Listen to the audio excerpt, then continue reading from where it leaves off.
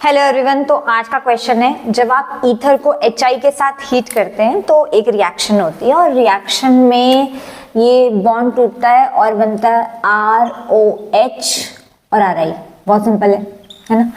नहीं, ये थोड़ा इतना सिंपल नहीं है। क्यों? अब प्रॉब्लम क्या है? प्रॉब्लम ये है कि जब आप ईथर को HI के साथ ट्रीट करते हैं तो ऑक्सीजन का बॉन्ड तो टूट जाता है, बट द प्रॉब्लम इसकी हमें ये नहीं पता कि इधर वाला बॉन्ड तोड़ना है कि इधर वाला। ठीक है, तो उसका तो एक प्रॉपर वैसे एक्सप्लेनेशन है, पर मैं आज आपको एक ट्रिक बता रही हूँ कि आपको कैसे पता चलेगा कि किसका RI बनना है और किसका अल्कोहल बनना है। तो ये प्रोडक्ट को शॉर्टकट में आप कैसे निकाल सकते हैं बिना ज़्यादा टाइम बर्बाद करें, क्योंकि ज़रूरी ये भी हो जाता है क्वेश्चंस करते टाइम कि आप थोड़ा सा क्विकली अगर किसी को ट्रिक से निकाल सकते हैं तो फिर उससे अच्छा तो कुछ नहीं, आपका टाइम भी बचेगा ना, एफर्ट बचेगा।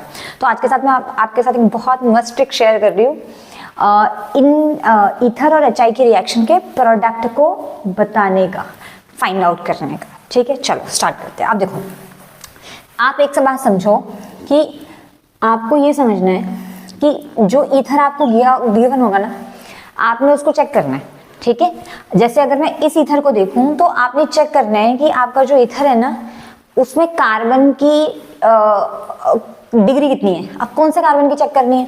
आपने हमेशा जो ऑक्सीजन के साथ डायरेक्ट लिंक कर रहा होगा ना कार्बन, जैसे यहाँ डायरेक्ट लिंक कर रहा है ये, ठीक है, इसकी या इधर की कहीं भी देख लो, ये ऑक्सीजन के साथ डायरेक्ट लिंक कर रहा है ये, तो जो डायरेक्ट लिंक कर रहा है ना कार्बन, आपने उसकी डिग्री देखनी है। जैसे डायरेक्ट लिंक कर रहा है ये या डायरेक्ट लिंक कर रहा है ये, ठीक है। तो ऑक्सीजन के साथ जो डायरेक्ट लिंक कर रहा है कार्बन, आपने उसकी डिग्री देखनी है। डिग्री देखनी आपको आती है?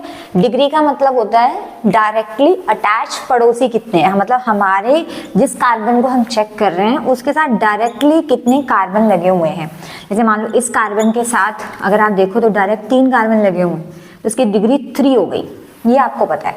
ठीक है, अब एक बार आपने ईथर के साथ वाली कार्बन की डिग्री देख ली, अब डिग्री से ही आप ट्रिक बनाएंगे। क्या? देखो, ट्रिक ये कहती है, बहुत ही बढ़िया ट्रिक है, ट्रिक ये कहती है कि जब आप ईथर के कार्बन को चेक कर रहे हैं, अगर वो 1 डिग्री या 2 डिग्री का ईथर हुआ, इफ 1 डिग्री और 2 डिग्री ईथर है।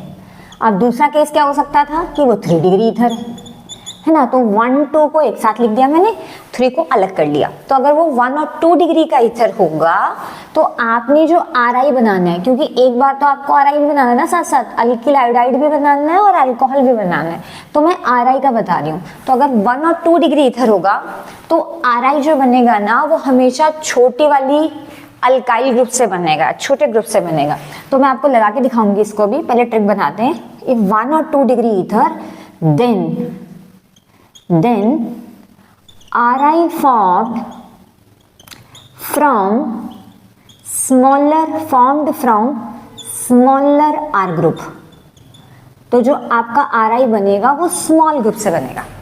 सिमिलरली अगर आपका 3 डिग्री ईथर वहां पे है तो जो RI बनेगा, RI formed from larger R group।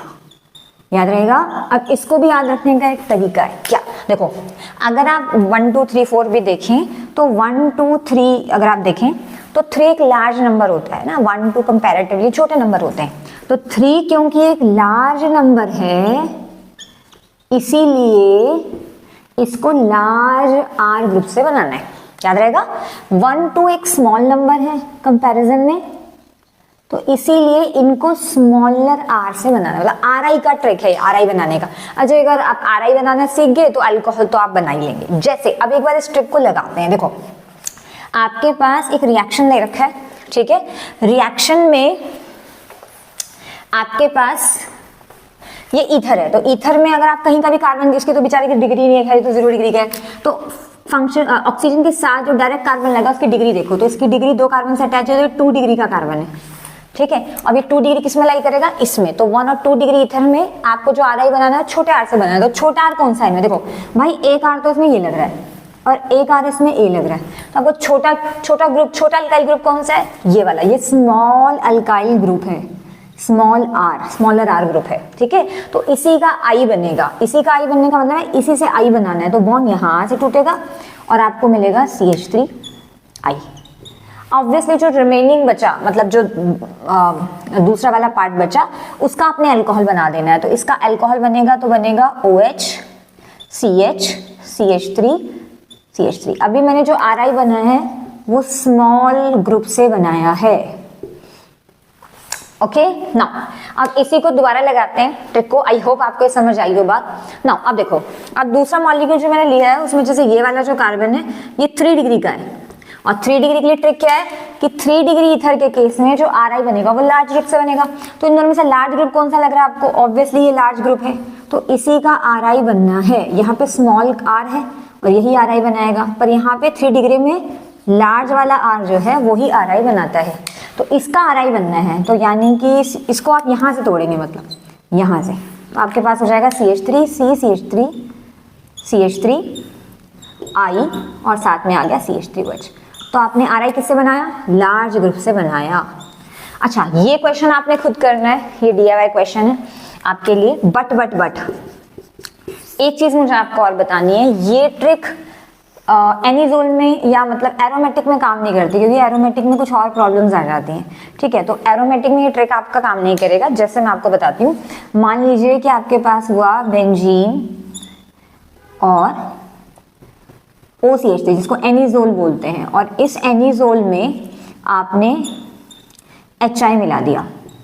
ठीक है, एनिजोल में आपने HI मिला दिया। तो एनिजोल को जब आप तोड़ेंगे तो अब आप यहाँ पे ट्रिक नहीं लगा सकते कि स्मॉल r लार्ज r, वो सिर्फ एलिफेटिक में लगता है।